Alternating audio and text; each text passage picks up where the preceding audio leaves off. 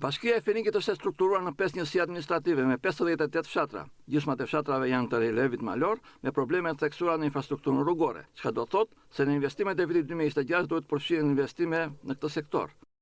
Këshilli Bashkiak i Finikit aprovoi me unanimitet buxhetin e vitit 2026, mirëpo në mbledhjet e ardhshme të muajit shkurt e në vijim do të detajohen investimet që do të kryej Bashkia e Finikit në çdo njësi administrative. Këshilli i Bashkisë ka bërë një shpërndarje të fondave në çdo njësi administrative.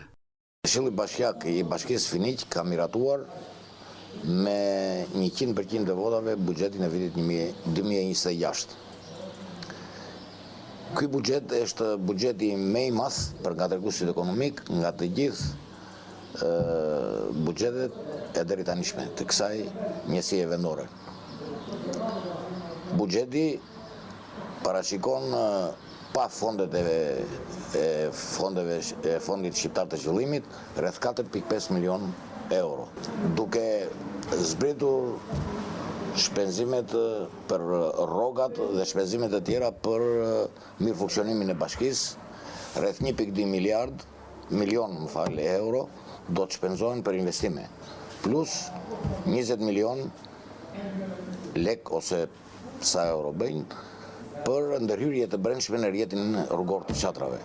Këto fonde janë shpërndarë për të gjitha njësitë administrative, ku me projekte është përcaktuar dhe do të investohen dhe do të realizohen ndërhyrje në segmente të përcaktuara rrugore.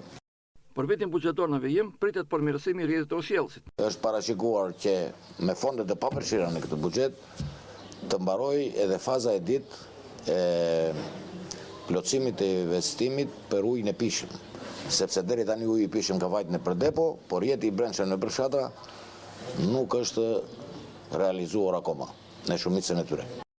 Ndërsa nga Fondi Shqiptar i Zhvillimit pritet përmirësimi i infrastrukturës rrugore në fshatrat malor. Ky buxhet nuk përfshin fondet që parashikojmë të thithim nga Fondi Shqiptar i Zhvillimit, që në pjesën tërmuese të tyre parashikojnë fonde për realizimin e infrastrukturës rrugore, sidomos të njëjës nga në njësinë administrative të Livadias dhe të Divrit për lidhjen e këtyre fshatrave aty, dhe besojmë që do të realizojmë sepse janë depozituar dokumentet edhe presim miratimin e tyre nga qeveria.